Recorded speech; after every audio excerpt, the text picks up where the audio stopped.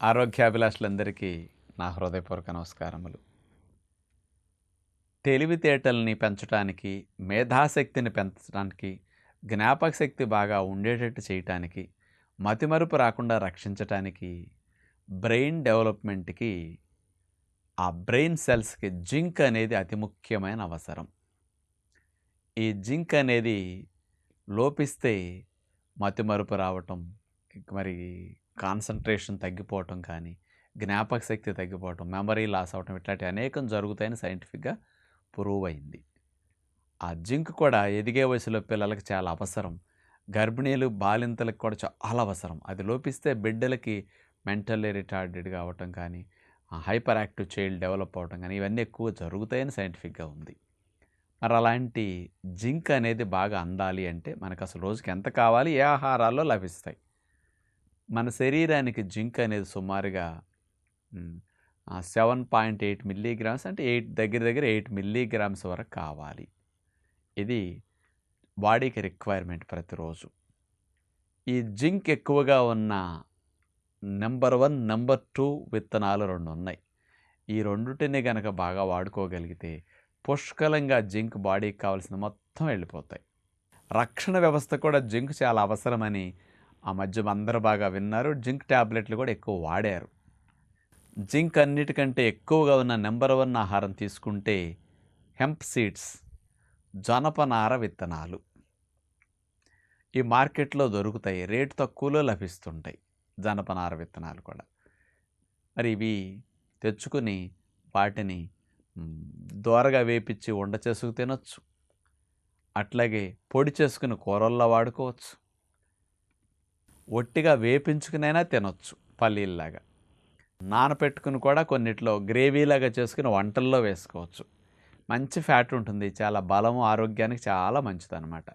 జనపనార విత్తనాల్లో గుండెకి చాలా ఉపయోగపడే ఒమేగా 6 ఫ్యాటీ యాసిడ్స్, ఒమేగా 3 బాగా ఉంటాయి అన్నమాట ఇందులో. అందుకని అనేక లాభాలు ఉంటాయి. మెయిన్గా జింక్ కూడా మనకు లభిస్తూ ఉంటుంది. కాబట్టి జనపనార విత్తనాలు ఇట్లా రెగ్యులర్గా వాడుకోవటం చాలా మంచిది. నెంబర్ 2 జింక్ ఎక్కువగా ఉన్న విత్తనం గుమ్మడి గింజల పప్పు. ఈ గుమ్మడి గింజల పప్పు అంటే మనం తీపి గుమ్మడికాయ కొట్టుకుంటాం కదా, దాంట్లో ఉండే గింజలు తీసేసి ఎప్పుడన్నా తొక్క ఒలిసి లోపల ఉండే పప్పు ఒలిసి తినేవాళ్ళం కదా. ఇప్పుడు మిషన్ మీద గుమ్మడి గింజల్ని ఆ తొక్క ఒలిసేసి మార్కెట్లో పప్పు అమ్ముతున్నారు. చాలా సులభమైన పద్ధతి కాబట్టి ఆ గుమ్మడి గింజల పప్పు కూడా సుమారు కేజీ రూ. 400 అట్లా ఉంటాయి. రేట్ అట్లా 400, 500 లోపు. అలాంటి పప్పు కూడా చాలా బాగా ఉపయోగించుకోవచ్చు. ఈ గుమ్మడి గింజల పప్పుని దోరగా వేపించి ఖర్జూరంతో ఉండలు చేసుకోవచ్చు. అట్లాగే గుమ్మడి గింజల పప్పుని దోరగా వేపించి పొడి చేసి కూరల్లో చల్లొచ్చు. గుమ్మడి గింజల పప్పుని మీరు స్పెషల్గా కారపొడిలా కొట్టుకుంటే చాలా బాగుంటుంది. గుమ్మడి గింజల కారపొడి వంటల్లో కూడా రెగ్యులర్గా భోజనాలు తినేటప్పుడు కూడా కారపొడిని నంచుకోవచ్చు. ఈ రూపాల్లో ఉపయోగించుకోవచ్చు. గుమ్మడి గింజల పప్పుని నానపెట్టుకుని ఎండు విత్తనాల వల్ల రెగ్యులర్గా తినొచ్చు. ఇది పిల్లలందరికీ కూడా బ్రెయిన్కి చాలా మంచిది కాబట్టి ఈ గుమ్మడి గింజల పప్పు నానపెట్టి పెడుతూ ఉండండి. ఇది ఈ రూపాల్లో గుమ్మడి గింజలు కూడా మనం ఉపయోగించుకోవచ్చు అనమాట. ఈ 2 విత్తనాలు కనుక అందరి ఇళ్లల్లో పెట్టుకుని ప్రతినిత్యం ఇట్లాంటి వాటిని కనుక ఏ రూపాలు ఇట్లా ఉపయోగించగలిగితే బ్రెయిన్కి చాలా చాలా సపోర్ట్ చేస్తుంది. ఇందులో పవర్ఫుల్ యాంటీ ఆక్సిడెంట్స్ కూడా ఉన్నాయి. మంచి బలం. మామూలుగా తీసుకుంటే ఇవన్నీ కోడి కంటే, మేక కంటే కూడా 3 టైమ్స్ 4 టైమ్స్ బలం ఎక్కువ ఉంటాయి అన్నమాట. బలంతో పాటు ఎక్కువ పోషకాలని, జింక్ను కూడా బాగా అందిస్తాయి.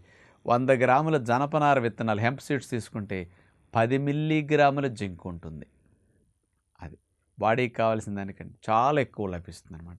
అందుకని రోజు అన్నేసి తీసుకుంటాం. గుమ్మడి గింజలు ఇవి తీసుకుంటే జింక్ పుష్కలంగా మనకు లభించి ఏ లోపం రాకుండా ఉంటుంది కాబట్టి సైడ్ ఎఫెక్ట్స్ లేకుండా మన ఆరోగ్యాన్ని సంరక్షించుకోవడానికి, తెలివితేటలకి, జ్ఞాపక శక్తికి, మరి మెమరీకి చాలా మంచిది కాబట్టి గుమ్మడి గింజల్ని, హెంప్ సీడ్స్ని అందరి ఇళ్లలో పెట్టుకుని వాడుకుంటారని విజ్ఞప్తి చేస్తూ నమస్కారం.